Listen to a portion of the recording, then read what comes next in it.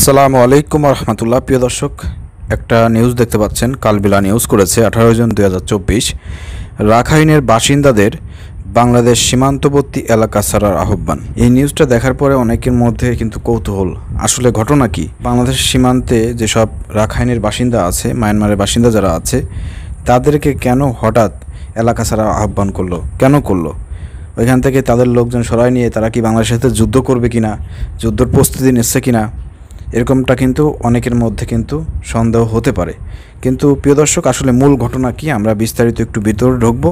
কালবেলা এখানে কি বলতে চেয়েছে এবং রাখাইন বাসিন্দাদের বাংলাদেশ সীমান্ত এলাকা ছাড়ার আহ্বান কেন করা হয়েছে, তাহলে আমরা বিস্তারিত বিষয়টা জানতে পারবো।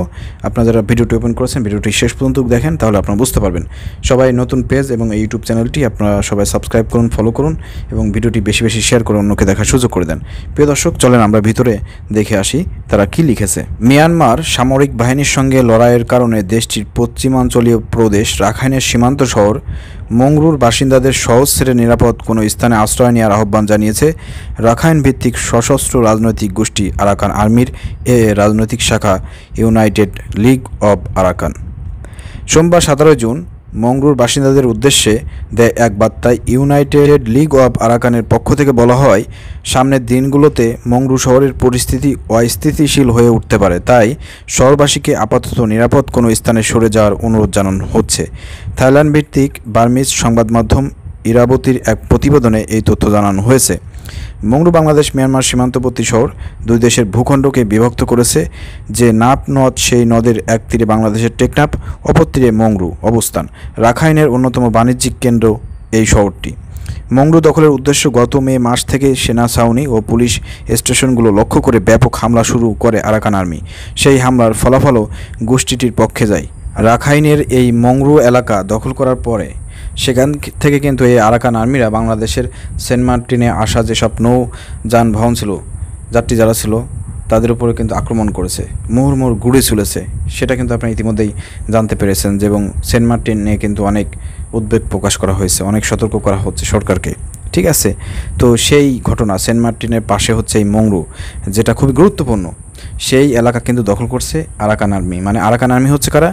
যারা হচ্ছে ওই দেশের বর্তমান যে অবৈধ ফ্যাসিবাদ যে আপনার সরকার আছে, কোন সরকার? ওই দেশের যারা জান্তা বাহিনী, মানে মায়ানমার জান্তা বাহিনী হচ্ছে অবৈধ ফ্যাসিবাদ, এবং তারা হচ্ছে আপনার জুলুমবাজ বাহিনী। তাদের বিরুদ্ধে কিন্তু আরাকান আর্মি যারা মুসলমান আছে এবং আরাকানের যেসব বাসিন্দারা যারা আছেন, স্বাধীনতা চায়, দেশে গণতন্ত্র চায়, তারা কিন্তু যুদ্ধ করতেছে। আপনারা জানেন, সীমান্তে যুদ্ধ করতেছে, ভিতরে যুদ্ধ করতেছে, এবং ইতিমধ্যে তারা অনেক রাজ্য জয় করেছে, মোটামুটি অনেক জায়গায় নিয়ন্ত্রণ করেছে। তার একটা নিয়ন্ত্রণ হচ্ছে এই মংরু। তো এই মংরু থেকেই কিন্তু আমাদের সেন্ট মার্টিনে গোলাগুলি হচ্ছে।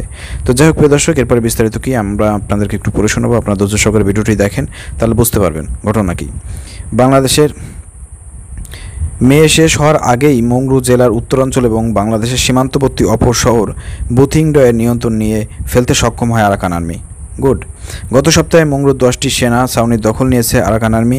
এর মধ্যে মাওয়াদি ও টেকনিক্যাল কমান্ড বেস না খাউংতো সেনা ছাউনি ও আল্লেল থান কিয়াও সেনা ছাউনি রয়েছে।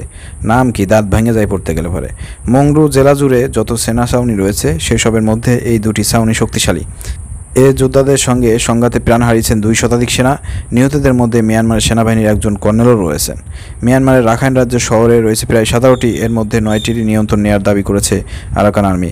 গত বছরের নভেম্বর থেকে রাজ্যটিতে জান্তা বাহিনীর সঙ্গে তীব্র লড়াই চলছে। তাদের পার্শ্ববর্তী চীন রাজ্যের পালায়েতওয়া শহরেও নিয়ন্ত্রণ নেওয়ার দাবি করেছে জাতিগত গোষ্ঠীটি। প্রিয় দর্শক, আপনারা ঘটনাটি বুঝতে পারলেন, যেভাবে আসলে কালবেলা নিউজটি করেছে যে মিয়ানমারের রাখাইন রাজ্য থেকে তাদের বাসিন্দাদেরকে ওইখান থেকে সরাতে বলা হয়েছে। আসলে মূলত হচ্ছে আরাকান আর্মির সঙ্গে তাদের যে ভিতরের যে অভ্যন্তরীণ যে গণ্ডগোল, যে আপনার যুদ্ধ চলতেছে আরাকান আর্মি এবং ওই দেশের জান্তা বাহিনীর সঙ্গে, যে যুদ্ধটা, স্বাধীনতার যুদ্ধ, সেই যুদ্ধ আরাকান আর্মি তারা সতর্ক করেছে যে আশেপাশে আপনারা যারা আছেন আপনারা সরে যান, কারণ এখানে আরও অনেক বড় যুদ্ধ হবে। ওনাদেরকে এই জন্যই কিন্তু নিরাপদ স্থানে চলে যাওয়ার কথা বলা হয়েছে। তো প্রিয় দর্শক, আমাদের যে দামি সরকার আছে, বর্তমান দামি নির্বাচনের যে দামি সরকার, তাদের উচিত সেন্ট মার্টিনকে নিয়ে ভাবা, সেন্ট মার্টিনের নিরাপত্তা বৃদ্ধি করা। ইতিমধ্যে আমরা বিভিন্ন নিউজে দেখতে পেয়েছি, একটা ভিডিও ভাইরাল দেখতেছি, সবাই নিউজটি করেছে এবং বিভিন্ন পত্রিকা নিউজ করেছে।